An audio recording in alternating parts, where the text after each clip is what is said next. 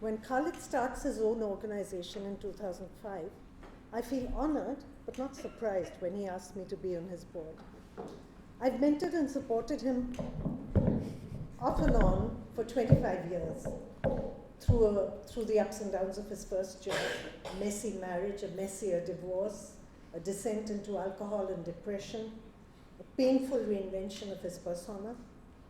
He says I taught him to be a feminist, and of course I agreed to be on his board. His professional trajectory floats easily above these demons.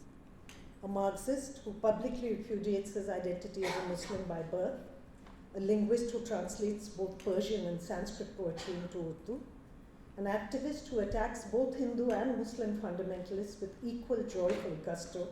I mean, how many people have the guts to do this in India today? He weaves his activism into his professional strategy. He develops a notion of composite heritage into a methodology for building bridges across divides of religion and community. I'm proud of him, even though I see less and less of him. October 2013. I arrived late for a feminist meeting. I explained that I was at a board meeting with Khalid.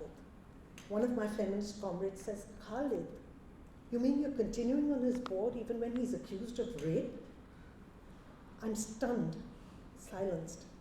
I'm not on Facebook, so I have no idea about this huge Facebook campaign against Khalid by a group of activists who were supporting a young intern in his organization who's accused him of rape. I leave the meeting early.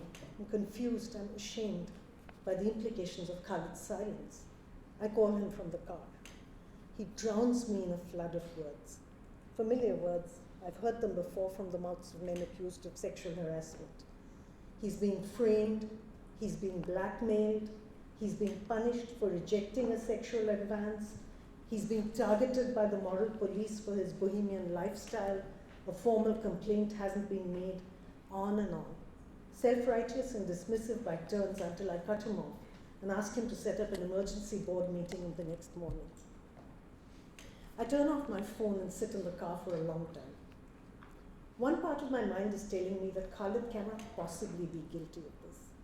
The other is assessing the implications for the organization. It's clear we've made ourselves dangerously vulnerable by not taking any action on these accusations.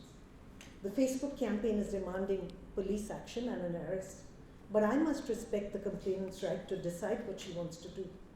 To file a formal complaint without her explicit consent would be a denial of her agency and a denial of my feminist principles. At the board meeting the next morning, we asked Khalid to step down while we set up an independent inquiry. He refuses, but finally agrees to go on leave. I try to contact the young woman.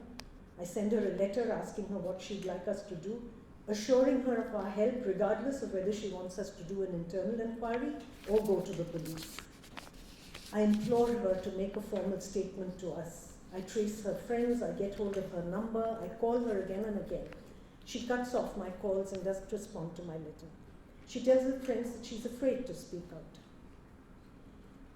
Late every night, Khalid calls me, drunk. He weeps, he curses me, he rants at me. He accuses me of caring more for my feminist politics than for our friendship, of holding him guilty without evidence, of forcing him to step down, of destroying his work. I try again and again to explain, but he's not listening to me anymore. I stop taking his calls, but I'm petrified of what he might do. He has allowed his young admirers to mount a counter-campaign, accusing the young woman, naming her, labeling her a slut, a blackmailer, an extremist. It all comes to a head on the first anniversary of the Delhi gang rape. A friend calls me at night and asks me to switch on my TV. One of our sleazier channels is broadcasting a live interview with Khalid's accuser, in which she repeats all her allegations in gory detail. The interview goes viral online within minutes. The police arrive at Khalid's apartment next morning to take his statement. He walks out onto his 4th floor terrace and jumps off. My feminist sisterhood, my gender at work colleagues Ray and Michelle, my husband, they protect me, they support me, they help me to navigate the horrible weeks that follow. The case becomes a cause. Khalid is now the face of a campaign against media trials and irresponsible reporting. Hundreds of activists, including many of my friends, joined the campaign. I would sign on to the letter myself, if not for the fact that it puts the complainant in the dock along with the TV channel. The case raises big public questions for us feminists, but my own questions are spooling in an endless loop. How did it come to this? How do the men we think we know still manage to hide away their secret selves from us? Why does it always come down to for us or against us? Why can't men see our stands as issues of principles regardless of the nature of our relationships with them? Why did Khalid feel entitled to ask me to surrender my principles as if I owed it to him? What did I really owe him? Should I be feeling guilty that he dropped out of his AA meetings and I didn't even know about it? Is this uniquely my problem, this recurrent feeling of being trapped between my feminism and my relationships? Did it start in my childhood and the values I absorbed from my parents? My father's pride in never compromising his principles, my mother's infinite concern for those she loved and those who loved her. Surely this is too facile an explanation. Surely this can't be how I celebrate my liberation, by reliving their binaries. My husband asked me what I'd do if it all happened again. I have no hesitation. I would do exactly the same. He's puzzled.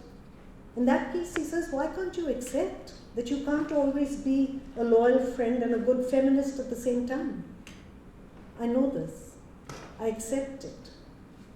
I just don't feel good about it.